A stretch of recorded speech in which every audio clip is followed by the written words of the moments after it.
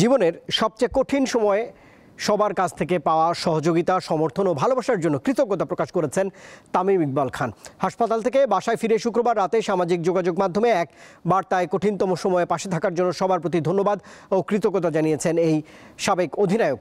Facebook পোস্টে তিনি লিখেছেন, সবার দোয়া ও সর্বশক্তিমান আল্লাহর রহমতে এখন তিনি বাসায় ফিরেছেন। উথাল পাথাল 4 দিনে নতুন জীবন যেমন পেয়েছেন, তেমনি চারপাশকে আবিষ্কার করেছেন নতুন করে। সেই উপলব্ধির সবটুকুতে মিশে রয়েছে কেবল ভালো লাগা ও কৃতজ্ঞতা। সিরিজের প্রথম ওয়ানডেতে পাকিস্তানকে 73 রানে হারিয়েছে নিউজিল্যান্ড। তাতে 3 ম্যাচ সিরিজে 1-0 ব্যবধানে এগিয়ে গিয়েছে কিউইরা। নেপিয়ারে টস হেরে আগে ব্যাট করতে নেমে পাকিস্তানি বোলারদের উপর চড়াও হন নিউজিল্যান্ডের ব্যাটাররা।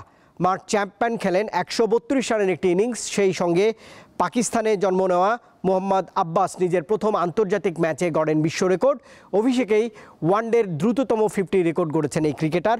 50 হাঁকিয়েছেন মাত্র 24 বলে, যেটির আগে রেকর্ড ছিল 26 বলে। তাতে নির্ধারিত 9 উইকেটে 344 রানের বিশাল সংগ্রহ দাঁড় করায় স্বাগতিকরা।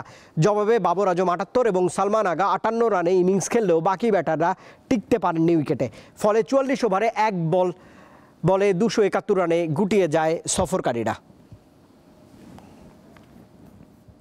দক্ষিণ আমেরিকা অঞ্চলের বিশ্বকাপ বাছাই পর্বে আর্জেন্টিনার কাছে 4-1 গোলের বড় ব্যবধানে হারের পর কোচ দরিভাল জুনিয়রকে বরখাস্ত করেছে ব্রাজিলের ফুটবল অ্যাসোসিয়েশন।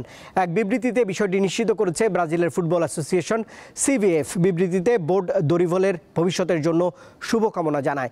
এরই মধ্যে সিবিএফ নতুন কোচ খুঁজতেও শুরু করে দিয়েছে। আলোচনার কেন্দ্রে এখন পর্তুগিজ কোচ জর্জ জেসুস। বর্তমানে সৌদি আরবের ক্লাব আল হিলালে কাজ করছেন জেসুস। 70 বছর বয়সী এই কোচ ব্রাজিলের দায়িত্ব নিতে আগ্রহী, তবে এটি শর্ত রয়েছে, আল হিলালের হয়ে ক্লাব বিশ্বকাপ শেষ না করা পর্যন্ত তিনি দায়িত্ব নিতে পারবেন না। সেক্ষেত্রে আগামী জুন মাসের বিশ্বকাপ বাছাই পর্বের ম্যাচে ব্রাজিলকে অন্তর্বর্তী কোচ নিয়েই মাঠে নামতে হতে পারে। স্পেনে কর ফাঁকির মামলার বিচারের মুখোমুখি রিয়াল মাদ্রিদের কোচ কার্লো আনচেলত্তি।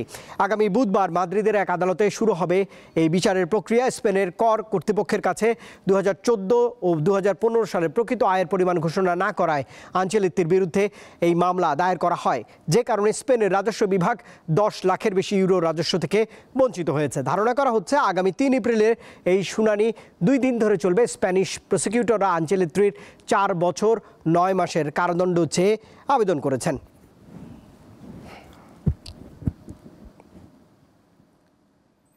আর দর্শক, এই ছিল আজকের মতো ইসলামী ব্যাংক দীপ্ত স্পোর্টসের দেশ বিদেশের খেলাধুলার নানা রকম খবর পেতে দীপ্ত স্পোর্টসের সঙ্গেই থাকুন আর চোখ রাখুন দীপ্ত টেলিভিশনের ডিজিটাল প্ল্যাটফর্মগুলোতে।